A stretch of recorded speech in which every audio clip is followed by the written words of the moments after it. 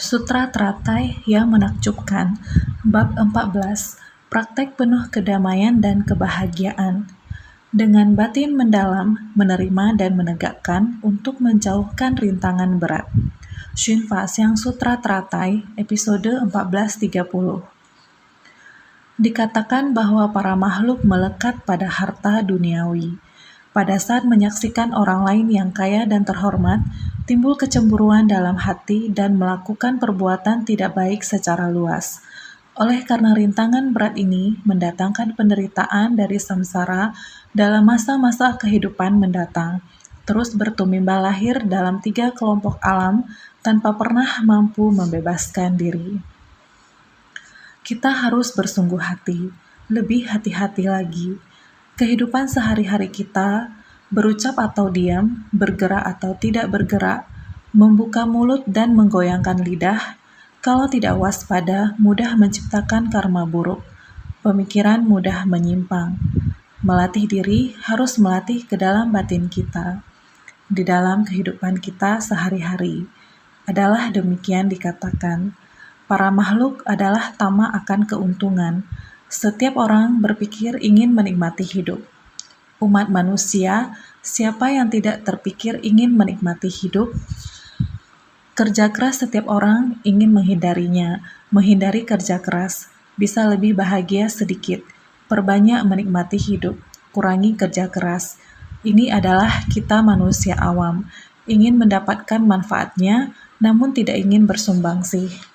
Ini adalah tamak akan keuntungan, ataupun melihat kehidupan orang lain lebih baik, mendengar nama orang lain sangat baik, hidup dalam berkelimpahan harta, terhadap diri sendiri tidak puas akan kehidupan diri sendiri, iri dan cemburu akan ketenaran, kedudukan, dan harta yang berlimpah.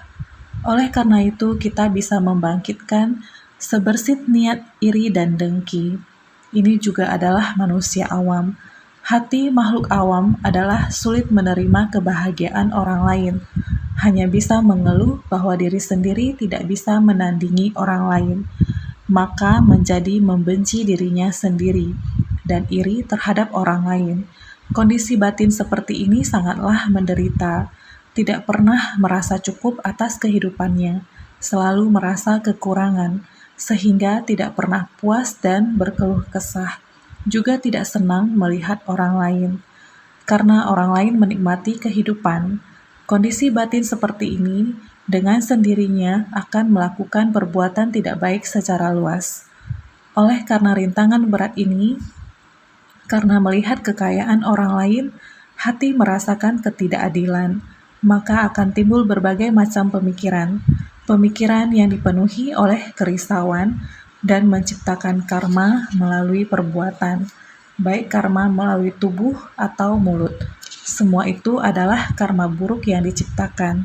Karma buruk ini akan mengakibatkan rintangan bagi diri sendiri dari kehidupan demi kehidupan. Itu akan merintangi diri sendiri. Tindakan diri sendiri yang merintangi diri sendiri. Kita senantiasa membahas tentang hukum sebab akibat. Benih sebab demikian yang kita tanam, maka buah akibat demikian pula yang akan kita tuai. Itu adalah sebuah prinsip yang pasti. Ketika kita tidak senang terhadap orang lain, maka kita sudah menanamkan sebuah benih dari ketidakpuasan. Ketidakpuasan ini akan menjadi kebencian dan dendam. Bukan hanya benci terhadap orang lain, namun benci akan segala yang ada di dunia ini. Karena rasa iri dan kebencian yang ada di dalam hati ini yang menimbulkan kerisauan. Karma buruk melalui tubuh dan ucapan ini akan merintangi orang lain dalam segala hal. Dan hukum karma ini juga akan merintangi diri sendiri. Kehidupan ini terlahir seperti ini. Bagaimana dengan kehidupan selanjutnya? Diri sendiri akan turut membawa penderitaan yang di luar kendali kita. Sama halnya dengan rintangan karma buruk yang berat. Jika tindakan kita ada menyimpang sedikit saja, itu akan menimbulkan karma melalui tubuh, mulut, dan pikiran. Ketika muncul kegelapan batin, maka akan menciptakan kerisauan dan karma buruk. Sutra Teratai yang Menakjubkan, Bab 14, Praktek Penuh Kedamaian dan Kebahagiaan. Dengan batin mendalam, menerima dan menegakkan untuk menjauhkan rintangan berat.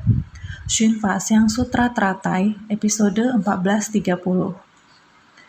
Dikatakan bahwa para makhluk melekat pada harta duniawi. Pada saat menyaksikan orang lain yang kaya dan terhormat, timbul kecemburuan dalam hati dan melakukan perbuatan tidak baik secara luas. Oleh karena rintangan berat ini mendatangkan penderitaan dari samsara dalam masa-masa kehidupan mendatang, terus bertumbal lahir dalam 3 kelompok alam tanpa pernah mampu membebaskan diri. Kita harus bersungguh hati, lebih hati-hati lagi. Kehidupan sehari-hari kita, berucap atau diam, bergerak atau tidak bergerak, membuka mulut dan menggoyangkan lidah, kalau tidak waspada mudah menciptakan karma buruk. Pemikiran mudah menyimpang. Melatih diri harus melatih ke dalam batin kita. Di dalam kehidupan kita sehari-hari, adalah demikian dikatakan.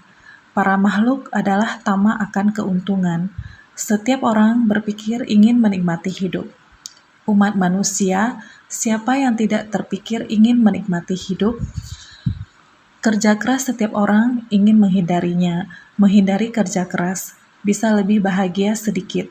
Perbanyak menikmati hidup, kurangi kerja keras. Ini adalah kita manusia awam, ingin mendapatkan manfaatnya, namun tidak ingin bersumbangsih. Ini adalah tamak akan keuntungan, ataupun melihat kehidupan orang lain lebih baik, mendengar nama orang lain sangat baik, hidup dalam berkelimpahan harta, terhadap diri sendiri tidak puas akan kehidupan diri sendiri, iri dan cemburu akan ketenaran, kedudukan, dan harta yang berlimpah. Oleh karena itu, kita bisa membangkitkan sebersit niat iri dan dengki. Ini juga adalah manusia awam. Hati makhluk awam adalah sulit menerima kebahagiaan orang lain. Hanya bisa mengeluh bahwa diri sendiri tidak bisa menandingi orang lain. Maka menjadi membenci dirinya sendiri dan iri terhadap orang lain. Kondisi batin seperti ini sangatlah menderita. Tidak pernah merasa cukup atas kehidupannya. Selalu merasa kekurangan, sehingga tidak pernah puas dan berkeluh kesah, juga tidak senang melihat orang lain. Karena orang lain menikmati kehidupan, kondisi batin seperti ini dengan sendirinya akan melakukan perbuatan tidak baik secara luas. Oleh karena rintangan berat ini, karena melihat kekayaan orang lain, hati merasakan ketidakadilan, maka akan timbul berbagai macam pemikiran yang dipenuhi oleh kerisauan dan menciptakan karma melalui perbuatan, baik karma melalui tubuh atau mulut. Semua itu adalah karma buruk yang diciptakan. Karma buruk ini akan mengakibatkan rintangan bagi diri sendiri dari kehidupan demi kehidupan. Itu akan merintangi diri sendiri. Tindakan diri sendiri yang merintangi diri sendiri.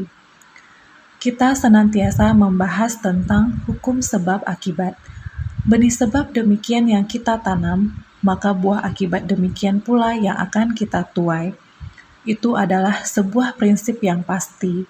Ketika kita tidak senang terhadap orang lain, maka kita sudah menanamkan sebuah benih dari ketidakpuasan.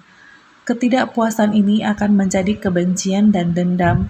Bukan hanya benci terhadap orang lain, namun benci akan segala yang ada di dunia ini. Karena rasa iri dan kebencian yang ada di dalam hati ini yang menimbulkan kerisauan. Karma buruk melalui tubuh dan ucapan ini akan merintangi orang lain dalam segala hal. Dan hukum karma ini juga akan merintangi diri sendiri. Kehidupan ini terlahir seperti ini. Bagaimana dengan kehidupan selanjutnya? Diri sendiri akan turut membawa penderitaan yang di luar kendali kita. Sama halnya dengan rintangan karma buruk yang berat. Jika tindakan kita ada menyimpang sedikit saja, itu akan menimbulkan karma melalui tubuh, mulut, dan pikiran. Ketika muncul kegelapan batin, maka akan menciptakan kerisauan dan karma buruk. Dengan sendirinya akan ada 3 rintangan berat dari karma buruk yang akan merintangi diri sendiri. Rintangan berat dari karma buruk ada 3, yaitu 1. Segala kegelapan batin dan noda batin disebut rintangan dari delusi. 2. 5 kedurkahaan atau pancanantarya dan 10 kejahatan atau dasa kusala disebut rintangan dari karma. 3 alam sengsara dan 8 kesulitan disebut rintangan dari balasan. Para makhluk dikarenakan semua rintangan ini menjadi tidak mampu tercerahkan ke jalan kebudaan. Yang pertama disebut dengan kegelapan batin dan noda batin. Juga disebut rintangan dari delusi. Karena ketika diri sendiri timbul kegelapan batin, sehingga kita melakukan hal-hal yang salah. Diri sendiri bahkan tidak menyadari kesalahan yang dilakukan, dan mengira itu adalah kesalahan orang lain terlebih dahulu, sehingga kita memperlakukannya dengan cara seperti itu, dan berpikir ini adalah hal yang wajar, serta tidak menyadari dirinya salah. Oleh karena itu, kegelapan batin semacam ini, diri sendiri sudah salah dan tersesat. Namun diri sendiri tidak merasa melakukan kesalahan dan tersesat. Bahkan tidak menyadarinya sama sekali. Sama seperti orang yang sedang mabuk. Orang lain mengatakan, "Anda sudah mabuk." Mereka menjawab, "Saya tidak mabuk, Anda yang mabuk." Orang-orang berkata, "Anda telah kehilangan akal sehatmu." Mereka menjawab, "Kamulah yang kehilangan akal sehat, bukan saya." Orang semacam ini yang sedang dalam keadaan kebingungan dan kerisauan. Mereka semua mengatakan orang lain yang tersesat dan mengatakan orang lain yang dalam keadaan risau. Ini adalah delusi. Rintangan dari delusi dan kegelapan batin yang telah kehilangan dirinya sendiri dan tersesat. Sehingga dia akan terus menciptakan 5 kedurkahaan dan 10 kejahatan dan semua rintangan karma lainnya. Karena niat pikiran telah timbul, 5 kedurkahaan telah diciptakan melalui badan jasmani dan telah melakukan 10 kejahatan. Pada masa kehidupan mendatang, apa yang akan kita bawa adalah karma yang sama.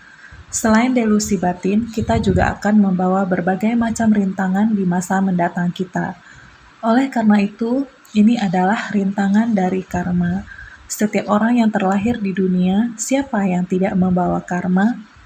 Karma dari noda batin, berbagai macam kekuatan karma yang tidak selaras dari tubuh kita. Sangat banyak kesulitan yang berbagai macam dalam kehidupan. Ini adalah karma yang diciptakan pada kehidupan lampau. Jika kita ingin berbuat kebajikan, tidak ada kesempatan. Ketika datang kesempatan, akan terhadang oleh rintangan. Ini semuanya disebut kekuatan karma. Maka 3 alam sengsara dan 8 kesulitan. Inilah yang disebut rintangan. Tindakan dari 10 kejahatan ini mengakibatkan karma dari rintangan datang merintangi kita. Rintangan ini, kita membawanya ke kehidupan yang akan datang. Ini disebut rintangan dari balasan. Kita sendiri sudah menciptakan begitu banyak 5 kedurkahaan dan 10 kejahatan. Berbagai macam tindakan kejahatan. Karma dari rintangan ini sudah terbentuk, sehingga pada kehidupan yang akan datang, akan terjatuh pada 3 alam sengsara. Di luar kendali diri kita sendiri akan pergi ke tempat 8 kesulitan. Ini disebut rintangan dari balasan. Balasan ini akan membalas di mana? Para makhluk. Karena rintangan ini membuat kita tidak mampu tercerahkan. Karena delusi kita, rintangan dari delusi membuat kita tidak dapat tercerahkan. Mengapa tidak dapat tercerahkan? Karena kita tidak dapat bertemu dengan Dharma Buddha, sehingga kita tidak bisa tercerahkan. Di manakah tempat yang terdapat rintangan ini? Yaitu terlahir di tempat 8 kesulitan. 8 kesulitan adalah berada di 8 tempat yang tidak akan bertemu dengan Buddha atau mendengar Dharma. Di tempat di mana terdapat rintangan terhadap Dharma Buddha, ini disebut sebagai 8 kesulitan, tempat 3 alam sengsara dan 8 kesulitan, tempat di mana akan merintangi kita untuk dapat mendengar Dharma Buddha. 8 kondisi yang memiliki rintangan untuk bertemu dan mendengarkan ajaran Buddha, yaitu terlahir di alam neraka, terlahir di alam setan kelaparan, terlahir di alam binatang, terlahir di benua utara Kuru, terlahir di alam surga asam jenis satwa, terlahir dengan kondisi cacat, yaitu buta, tuli, atau bisu, terlahir sebagai manusia dengan kecerdasan duniawi dan kemampuan intelektual, terlahir sesudah Buddha Mahaparinirwana atau Buddha belum datang, di antaranya alam neraka, alam setan kelaparan, dan alam binatang, termasuk dalam 3 alam sengsara. Alam neraka, alam setan kelaparan, alam binatang, semua orang sering mendengarnya. Ini dinamakan 3 alam sengsara. 3 alam sengsara ini sangatlah menderita. Kita tidak dapat mendengarkan Buddha Dharma. Ada lagi benua utara Kuru. Benua utara Kuru adalah tempat di mana usianya sangat panjang dan sangat menikmati kesenangan. Karena usia kehidupannya sangat panjang dan terus menikmati kesenangan hidup, jadi untuk ingin mendengarkan Buddha Dharma akan mengalami kesulitan. Bagaimana dengan alam surga asam jenis satwa? Alam surga asam jenis satwa ini adalah tempat di mana terlahir kembali para praktisi non-Buddhis yang melatih diri. Buddha Dharma juga tidak ada di sini. Masih ada lagi, yaitu kondisi cacat, buta, tuli, atau bisu. Juga datang ke dunia manusia, tapi tidak terdengar suara apapun. Dengan sendirinya tidak terdengar Buddha Dharma. Tidak dapat mengungkapkan suara hatinya. Di dalam hatinya terdapat berapa banyak kekhawatiran tidak dapat diungkapkan. Seberapa banyak kesenangan juga tidak dapat diungkapkan. Ini adalah kondisi cacat, yaitu buta, tuli, atau bisu. Di dalam Sutra Baisaya Guru banyak membahasnya. Manusia dengan kecerdasan duniawi dan kemampuan intelektual, Buddha Dharma juga tidak dapat diterima olehnya. Ketika mendengarkan Buddha Dharma, dia sedang berpikir. Di satu sisi sedang mendengarkan, di sisi lain terus muncul kerisauan. Mau menggunakan metode apa untuk merusak Dharma ini? Yaitu memberontak. Bagaimana cara mengkritik Dharma benar ini? Ini adalah manusia. Dengan kecerdasan duniawi dan kemampuan intelektual, dia tahu banyak hal di dunia manusia dan menganggap dirinya sangat pintar, tidak bersedia menerima Dharma benar. Orang lain mengatakan dengan baik, dia akan semaksimal mungkin memikirkan cara untuk menyingkirkannya, mengkritiknya. Ini adalah manusia. Dengan kecerdasan duniawi dan kemampuan intelektual, Buddha Dharma tidak dapat masuk ke dalam hatinya, ataupun terlahir di dunia sesudah Buddha Parinirwana atau Buddha belum datang, terlahir di dunia sebelum Buddha datang. Karena Buddha belum terlahir di dunia sesudah Buddha Mahaparinirwana, tidak dapat melihat Buddha. Ini juga adalah rintangan. Kita masih mengingatnya saat Pangeran Siddhartha lahir, Sang Raja memanggil Pertapa Asita untuk meramalkan nasib pangeran. Saat Pertapa Asita melihat pangeran, ia pun menangis. Mengapa beliau menangis? Beliau mengetahui bahwa sang pangeran akan menjadi orang yang tercerahkan di masa depan, dan semua orang akan menerima Dharma yang ia ajarkan, menghilangkan semua penderitaan dan delusi mereka, dan mampu untuk mencapai pembebasan. Alasan Pertapa Asita menangis adalah karena beliau memperkirakan masa hidupnya, tidak dapat menunggu sampai Sang Buddha mencapai kebuddhaan dan membabarkan Dharma. Beliau tidak bisa menunggu sampai saat itu. Beliau hidup sebelum waktu Buddha. Sang Buddha masih belum mencapai kebuddhaan. Oleh karena itu, Pertapa Asita tidak memperoleh Buddha Dharma, sehingga beliau menghela napas. Hal yang sama untuk periode setelah Sang Buddha. Sama seperti saat ini, Sang Buddha sudah memasuki parinirwana lebih dari 2000 tahun yang lalu. Meskipun Buddha Dharma masih ada di dunia ini, tetapi berapa banyak orang yang dapat mendengarkan Buddha Dharma? Dan jika mereka ada mendengarkan Buddha Dharma, apakah mereka dapat memahaminya? Apakah setelah mendengarkan Buddha Dharma, mereka hanya sekedar mendengarkan tetapi tidak bersedia menerimanya? Terlebih lagi, mereka yang benar-benar bersentuhan dengan Buddha Dharma dan yang bersedia untuk bergabung sangatlah sedikit. Di dunia yang menyebut dirinya sendiri Buddhis, ini relatif sedikit. Belum lagi para umat Buddha dengan keyakinan yang benar, jumlahnya lebih sedikit lagi. Terlebih lagi umat Buddha dengan keyakinan benar yang dapat mempraktekkannya dalam tindakan nyata dan yang menapaki jalan bodhisattva, bahkan lebih jarang lagi. Jadi, kita hendaknya mendekati ajaran Buddha dengan sungguh-sungguh, menerima dan menyerapnya ke dalam batin. 3 latihan tanpa kebocoran, yaitu mendengar, merenung, dan mempraktekkan. Kita mesti memiliki sila, samadhi, dan prajna, dan mendengarkan, merenungkan, dan mempraktekkan. Mempraktekkan ajaran dalam tindakan nyata sangatlah sulit. Berapa banyak orang di antara kita yang bisa melakukannya?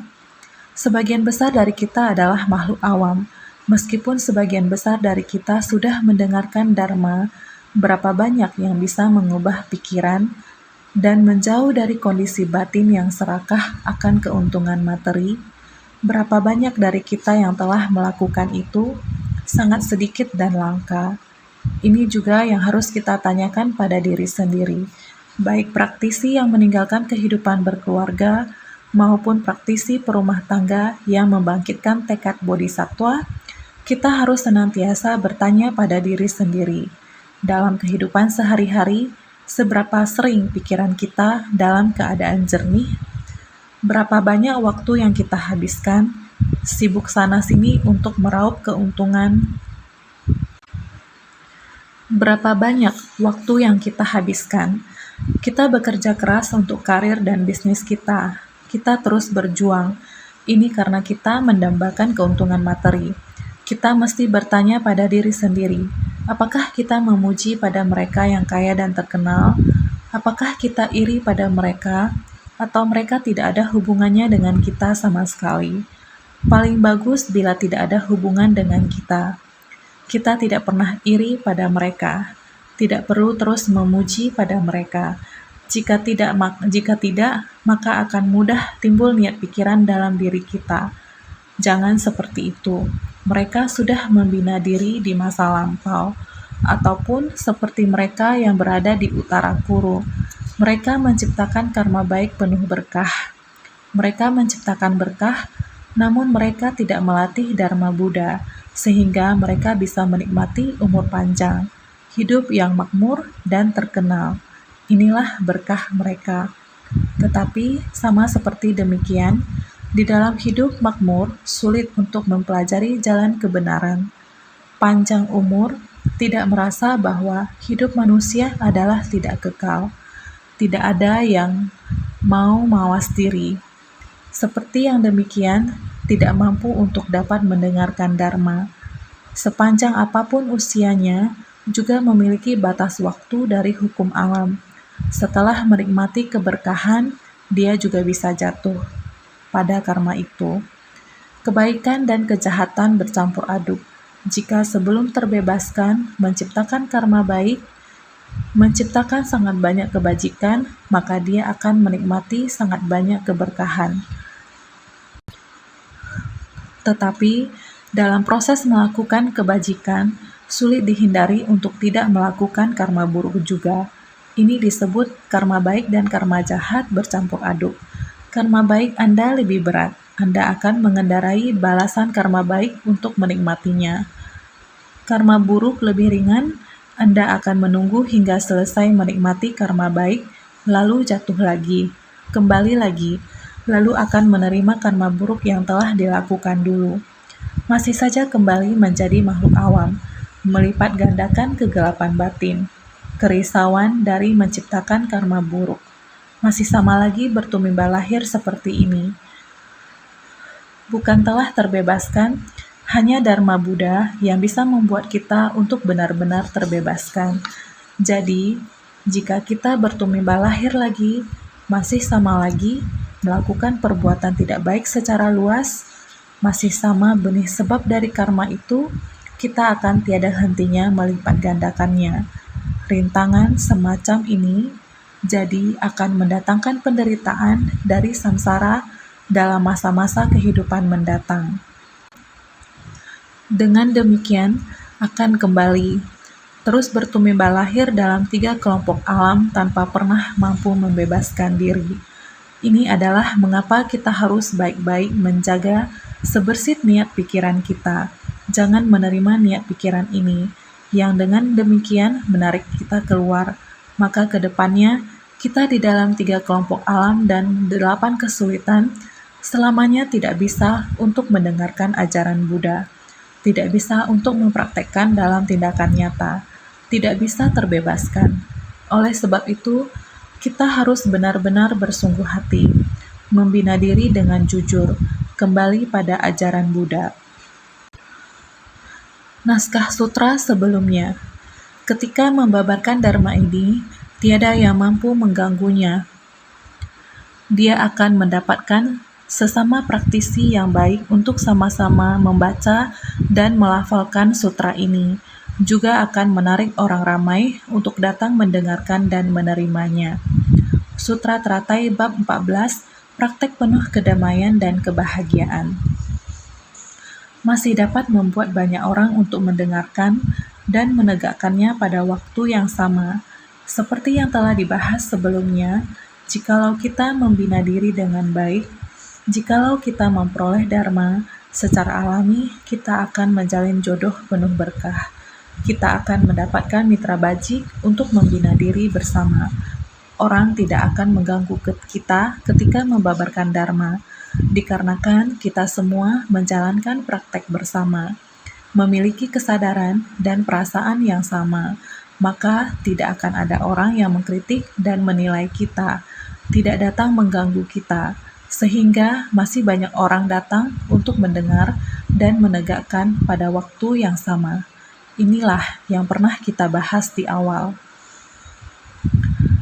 Setelah mendengarkan dapat menegakkannya, setelah menegakkan mampu melafalkannya, setelah melafalkan mampu membabarkannya, setelah membabarkannya mampu menyalinnya atau membuat orang lain menyalinnya, memberikan persembahan pada kitab sutra, menghormati, memuliakan, dan memujanya. Sutra Teratai Bab 14, Praktek Penuh Kedamaian dan Kebahagiaan. Orang lain yang membina diri bersama kita, menerima dan menegakkan sutra ini, membaca dan menulis sutra ini bersama. Kita menyebarluaskan sutra ini dengan segera. Semua orang sama seperti kita. Satu menjadi puluhan, puluhan menjadi ratusan, ratusan menjadi puluh ribuan. Orang mendekati Dharma ini, menghargai dan memuji satu sama lain.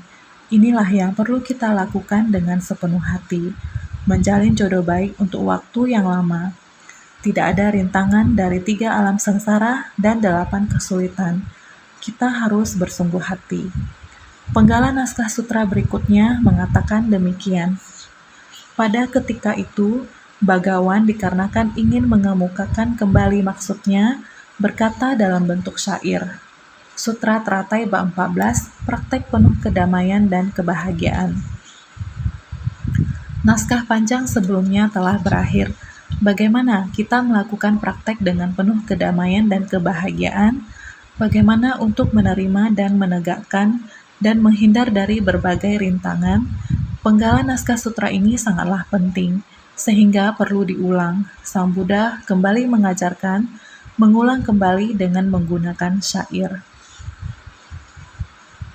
Sekiranya seseorang ingin membabarkan sutra ini, hendaknya melepaskan pikiran penuh kedengkian, amarah, keangkuhan, penyanjungan, tipu daya, kecurangan dan kepalsuan, serta senantiasa menjalankan praktek yang sesungguhnya dan lurus.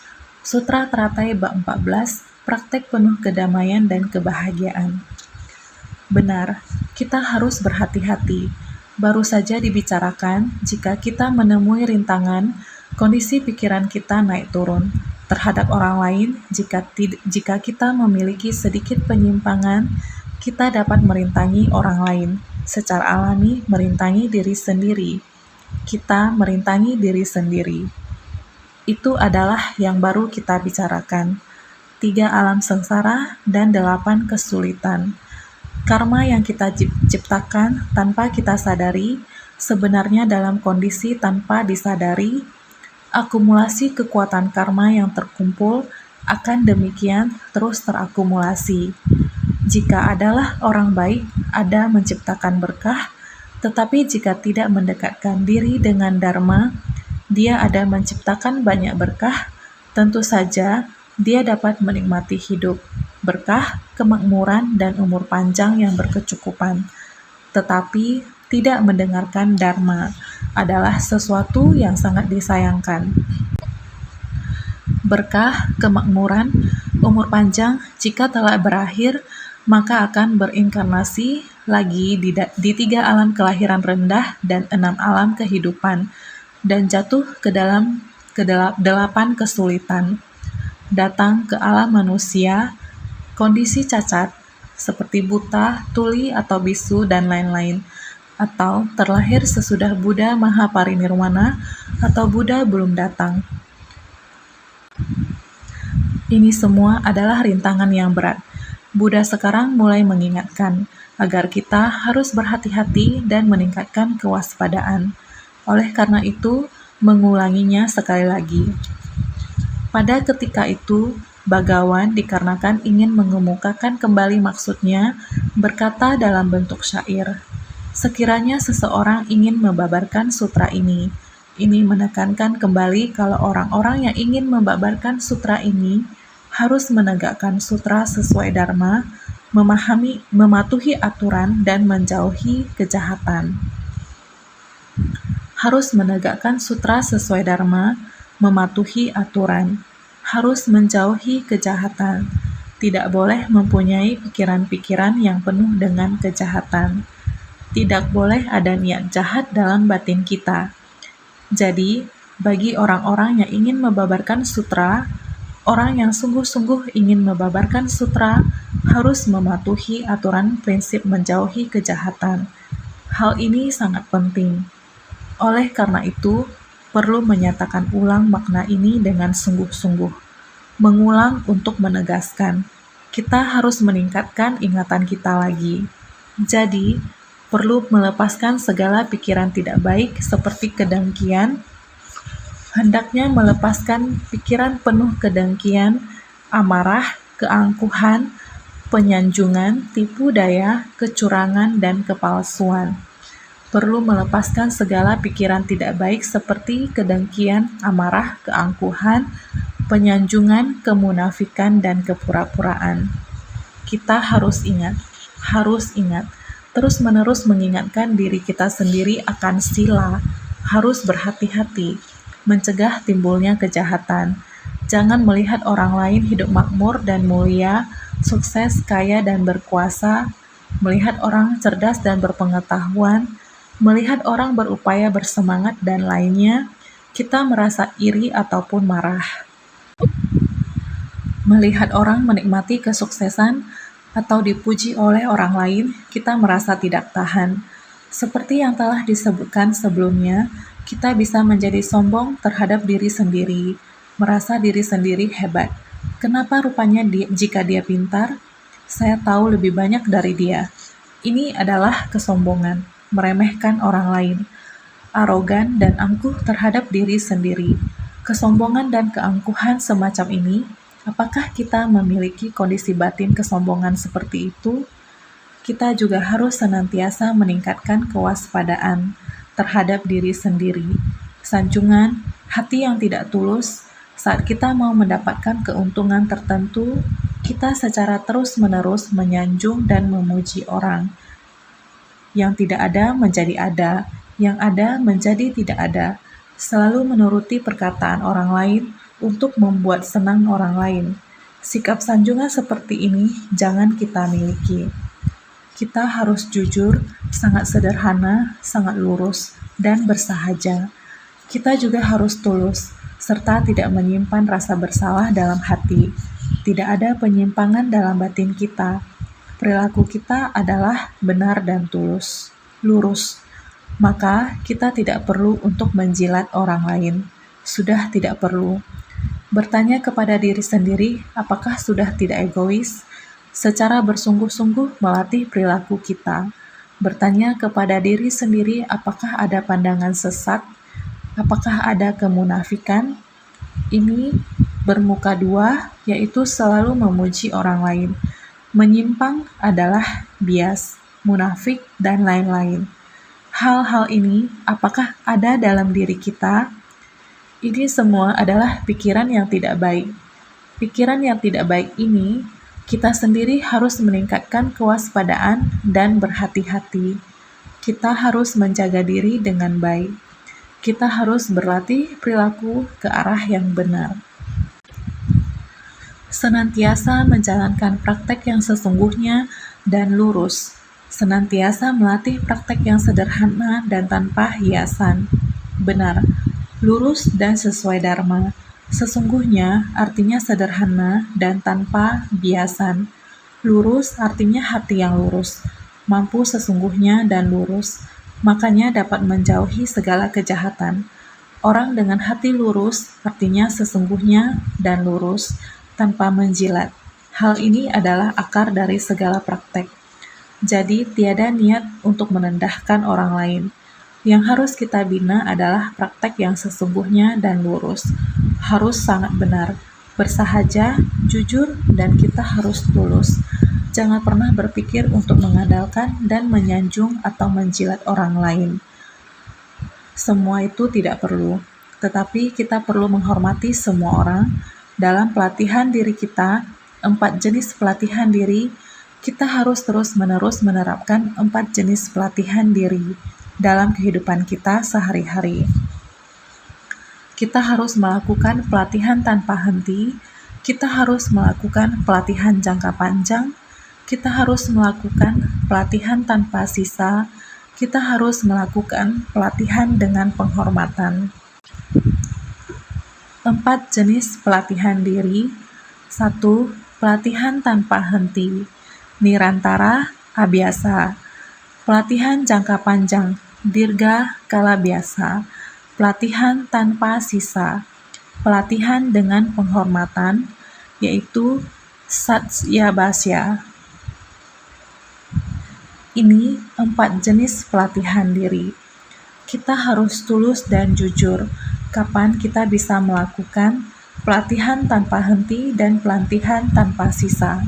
Semua pikiran kita akan terhubung dengan pelatihan diri kita, dan kita harus menerapkannya dalam kehidupan kita.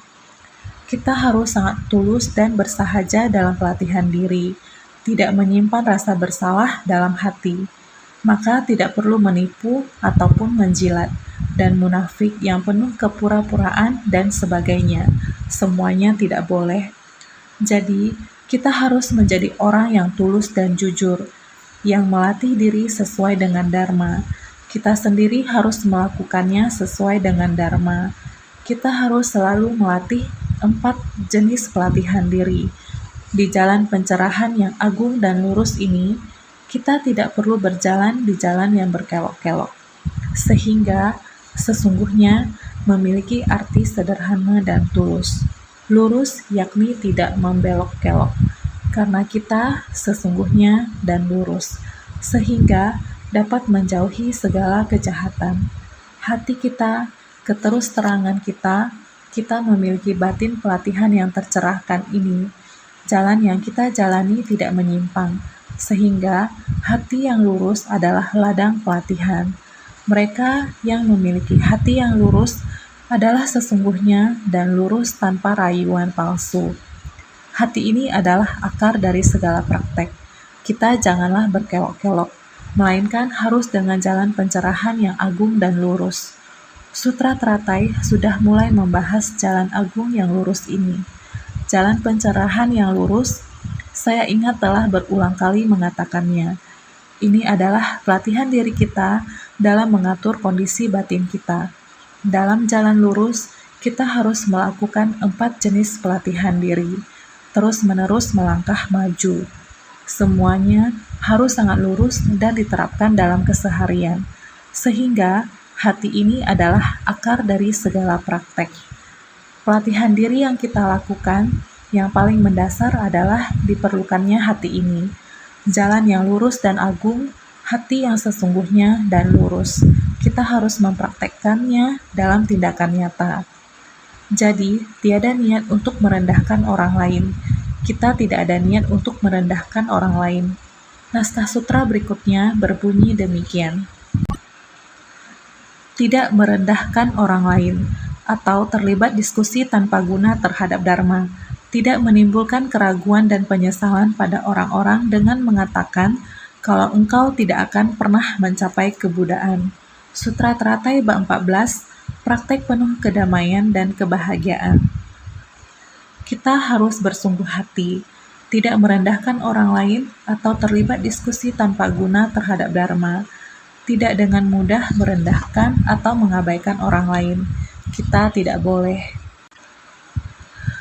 tidak merendahkan orang lain atau terlibat diskusi tanpa guna terhadap dharma, tidak boleh dengan mudah memandang rendah atau meninggalkan orang, juga tidak boleh memaksakan pemahaman dan pandangan sendiri atau berdebat tanpa guna terhadap dharma.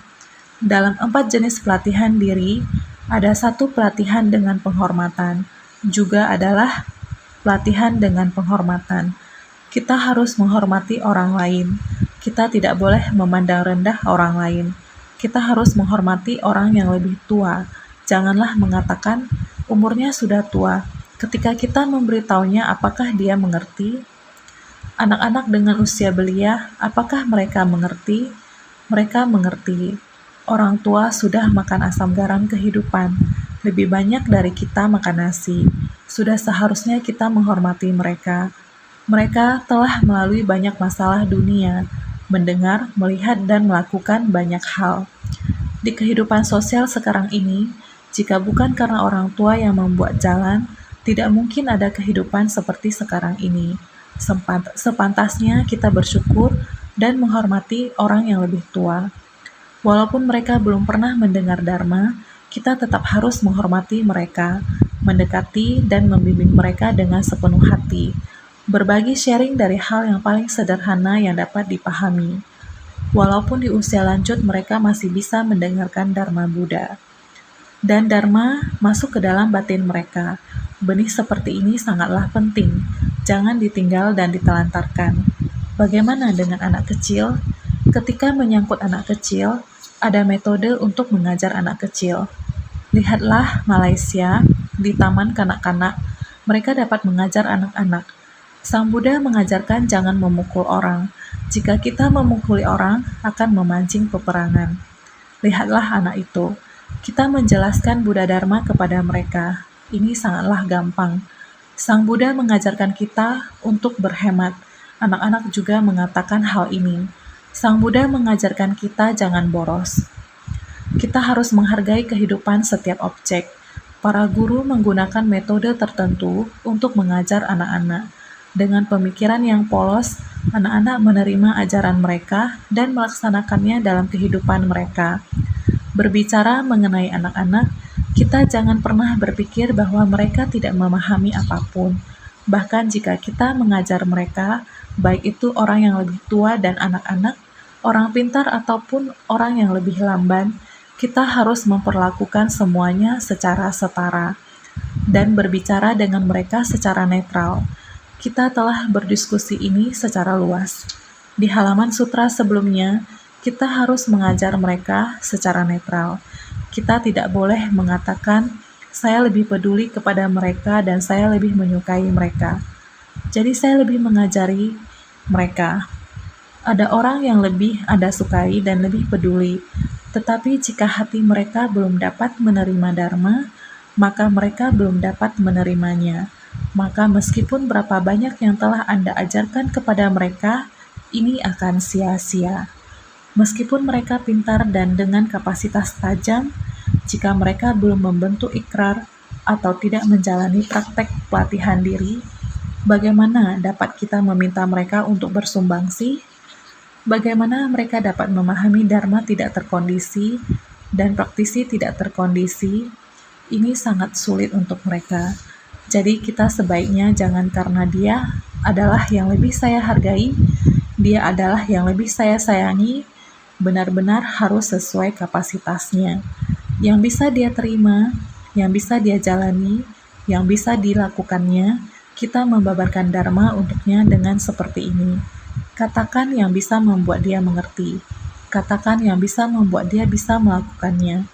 Ini baru sesuai kapasitas yang sesungguhnya. Oleh karena itu, kita jangan memandang rendah atau meninggalkan orang. Juga tidak boleh memaksakan pemahaman dan pandangan sendiri atau berdebat tanpa guna terhadap mereka, terhadap dharma. Juga jangan terlalu memaksa, seperti yang kamu katakan kepadanya, tapi dia tidak mampu melakukannya. Mengatakan, bukankah hanya sia-sia, ataupun berdebat tanpa guna terhadap dharma. Bagaikan dharma dijadikan permainan, diri sendiri tidak dapat menjalankan, hanya ingin main-main seperti ini untuk dijadikan hiasan. Seperti ini juga tidak boleh. Jadi, dharma adalah harus kita pergunakan. Yang tadi katakan 8 kesulitan, kita harus sangat berhati-hati. Untuk bisa mendengarkan dharma bukan begitu mudah. Dharma, untuk bisa menerimanya, segera manfaatkan dalam praktek nyata kita. Kapasitas harus selaras dengan dharma Buddha. Dharma Buddha membangkitkan kapasitas para makhluk. Tapi apakah para makhluk bersedia atau tidak untuk menerima, untuk mempraktekkan dalam tindakan nyata? Ini adalah tergantung pada orangnya. Meskipun ajaran Buddha ada di sekelilingnya, dia mendengarkan dengan tidak mendengarkan juga tidak berbeda. Jika demikian, sungguh sayang sekali. Jadi, kita harus bersungguh hati, membabarkan dharma. Semoga jangan membuat dia tidak menimbulkan keraguan dan penyesalan pada orang-orang, yaitu membuat dia dapat menyerapnya, menerimanya, bisa melangkah dengan mantap, dapat menjalankan. Ini barulah dharma sejati. Jangan membuatnya berhenti di tempat itu. Di sana ragu-ragu. Jika kita membabarkan dharma yang membuat dia ragu-ragu, tidak bersedia menjalaninya, jika demikian, kamu katakan kepadanya juga tidak guna. Tidak menimbulkan keraguan dan penyesalan pada orang-orang dengan mengatakan kalau engkau tidak akan pernah mencapai kebuddhaan. Tidak membuat orang merasa ragu dan menyesal dengan mengatakan kalau apa yang engkau praktekkan tidak akan membawamu mencapai kebuddhaan. Oleh karena itu, engkau tidak akan pernah mencapai kebuddhaan. Apakah kamu sudah pernah mencapai kebuddhaan? Betul, kita belum mencapai kebuddhaan, tetapi kita akan bersama-sama mencapai kebuddhaan. Jalan ini hendaknya kita yakini dengan sepenuh hati. Di dalam bab metode terampil, kita sudah membahas berapa lama yang kita butuhkan. Dharma ini hendaknya kita yakini dengan sepenuh hati. Keyakinan sangatlah penting. Apabila kita meyakininya dengan sendirinya, dharma yang kita dengar akan masuk ke dalam batin kita. Dengan sendirinya, kamu dapat memahami dharma ini. Perasaan, apa yang kita rasakan adalah kebenaran. Kebenaran ini adalah tidak ada kecurigaan, dan kita akan sangat tegas dan mantap. Dengan sendirinya, langkah demi langkah kita akan maju ke depan sampai mencapai kebuddhaan. 6 paramita dan segala prakteknya. Setelah kita menyempurnakan jalinan jodoh kita, kita sudah dapat mencapai pusat batin kita dan dapat mengetahui bagaimana cara mencapai kebuddhaan. Tetapi apabila kita masih di kejauhan dan menolak untuk berjalan maju, berhenti di sana, dan selalu merasa ragu, curiga atau ragu kepada semua orang, maka kita tidak akan dapat menerima dharma. dan akan selamanya tidak dapat menerima dharma. Oleh karena itu, kita hendaknya tidak membuat orang merasa ragu dan menyesal. Apabila memiliki keraguan atau kecurigaan dan penyesalan, mereka akan terjebak di sana dan tidak akan dapat maju ke depan. Oleh karena itu, kita hendaknya memperhatikan jalan yang mereka pilih. Kita hendaknya pelan-pelan membimbing mereka. Kita hendaknya tidak membuat mereka ragu. Sehingga dengan orang-orang yang seperti ini, jangan memaksa mereka dengan berkata, "Kamu harus menapaki jalan bodhisattva. Kamu akan dapat mencapai kebudaan," karena kondisi atau tingkat mereka belum sampai di sana.